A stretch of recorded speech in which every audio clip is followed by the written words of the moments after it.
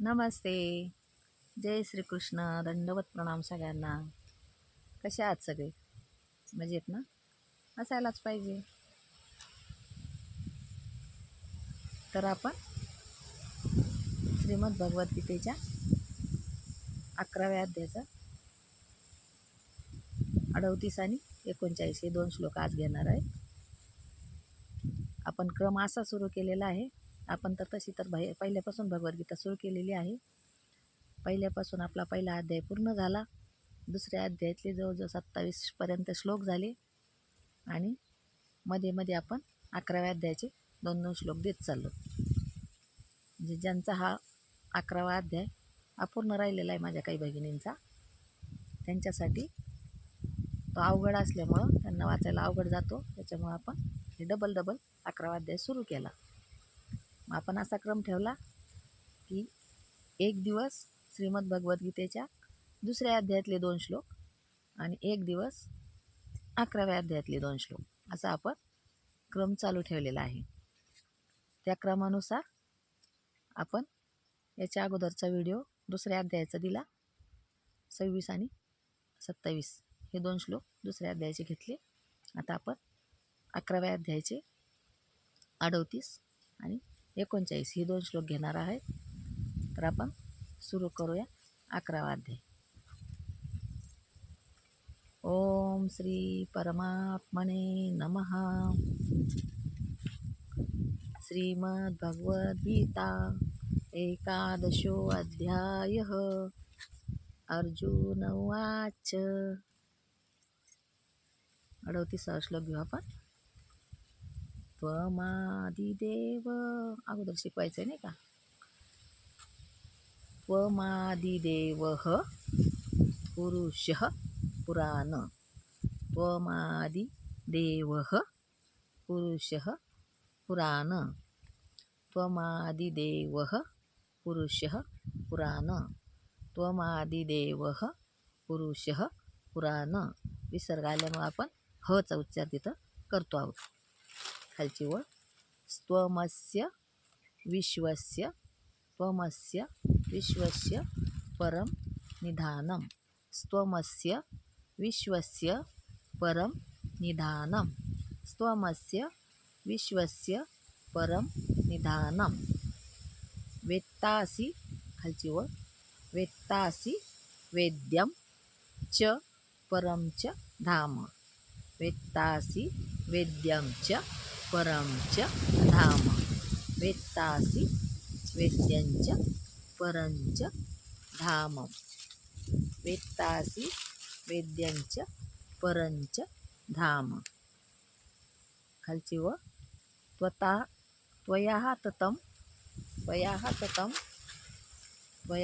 ततं विश्वमनंत रूप. त्वया ततं विश्वमनंत रूप. त्वया ततं विश्वमनंत रूप. पुन्हा एकदा म्हणते तो श्लोक. त्वमादिदेवः पुरुषः पुराण. त्वमस्य विश्वस्य परम निधानम. वेत्तासि वेद्यं च परं च धाम. त्वया ततं विश्वमनंत रूप. हा झाला आपला 38वा श्लोक. आता 39वा.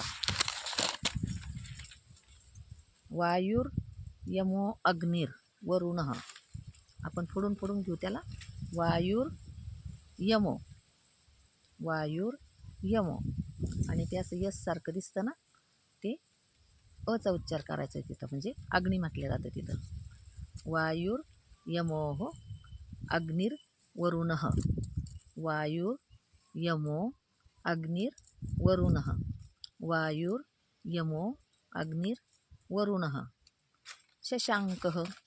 वायुर्यमो अग्निर्वरुणः शशाङ्कः. वायुर्यमो अग्निर्वरुणः शशाङ्कः. प्रजापतिस्त्वं खालची वळ घेऊया. प्रजापतिस्त्वं प्रपितामहश्च. प्रजापतिस्त्वं प्रपितामहश्च.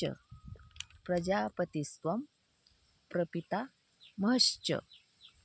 नमो नमस्तेस्तु त्याच्यानंतरची व नमो नमस्तेस्तु सहस्त्रकृत्वः, नमो नमस्तेस्तु सहस्त्रकृत्वः, नमो नमस्तेस्तु सहस्त्रकृत्वः, नमो नमस्तेस्तु सहस्त्रकृत्वः, पुनश्च भूयोऽपि, पुनश्च भूयोऽपि नमो नमस्ते, पुनश्च भूयोऽपि नमो नमस्ते।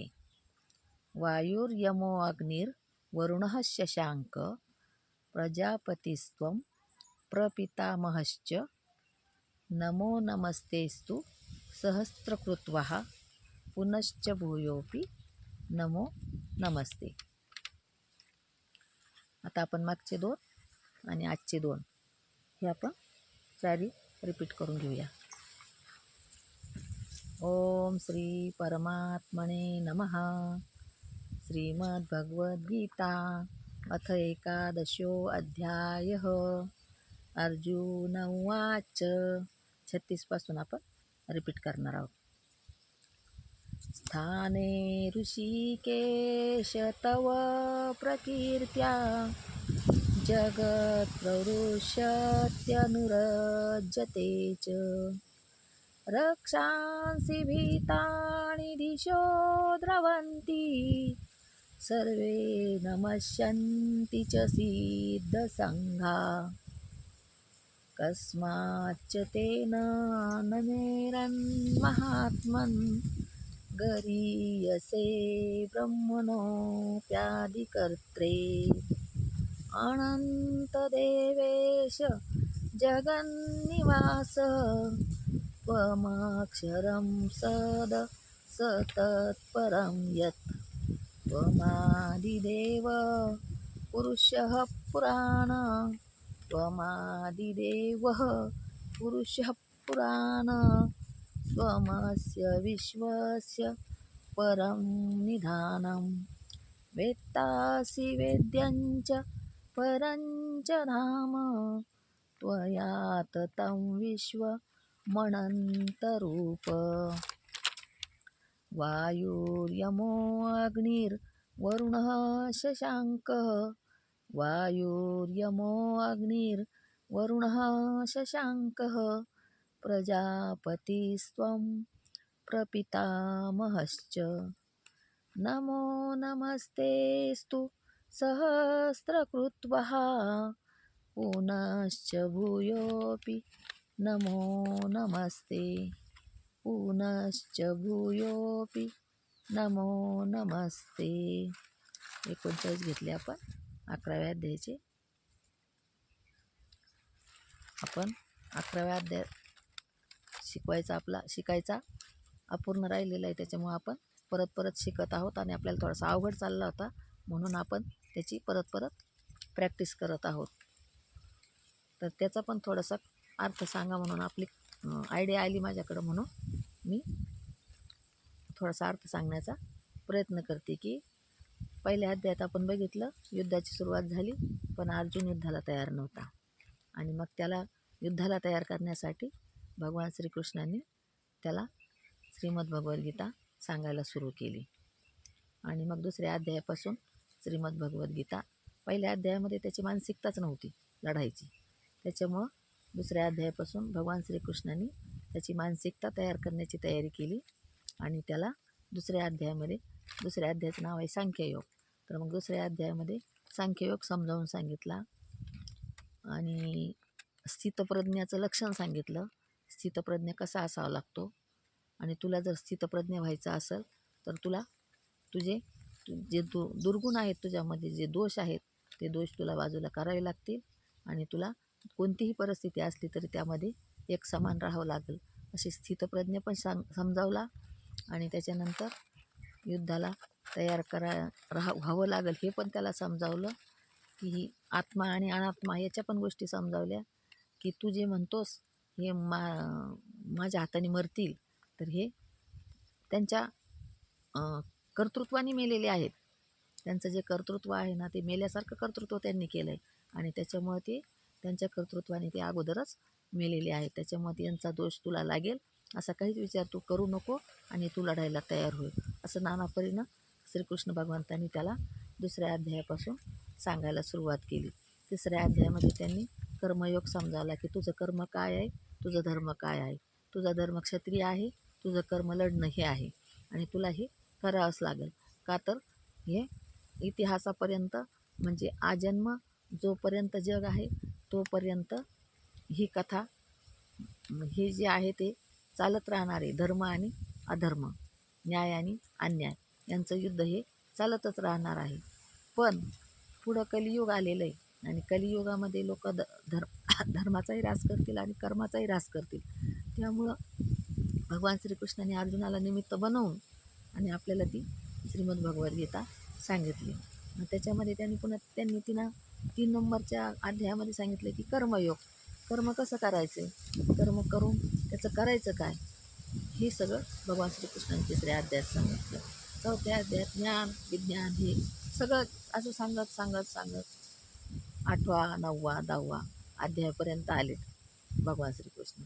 10व्या अध्यायात पण त्यांनी सगळ्या विभूती समजावून सांगितल्या की हे सगळं चराचरात मीच भरलेलं आहे आणि तू जर चांगले डोळे उघडून बघशील तर मीच तुला दिसेल असं म्हणून त्यांनी सांगितलेलं असतं.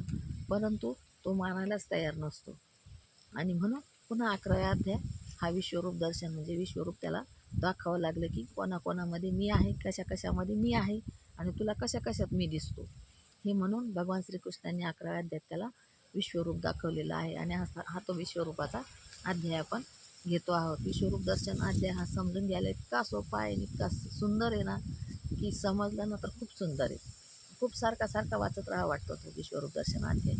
त्याच्यामुळं आपण 11वा अध्याय चांगल्या पद्धतीने शिका, चांगल्या पद्धतीने पाठांतर करा, चांगल्या पद्धतीने उच्चार करा आणि चांगल्या पद्धतीने समजावून घ्या. असा हा 11वा अध्याय विश्वरूप दर्शन. व्हिडिओ आवडल्यास लाईक करा, कमेंट पण करा, शेअर करा आणि सबस्क्राईब तर कराच करा. सबस्क्राईब करायला विसरू नका.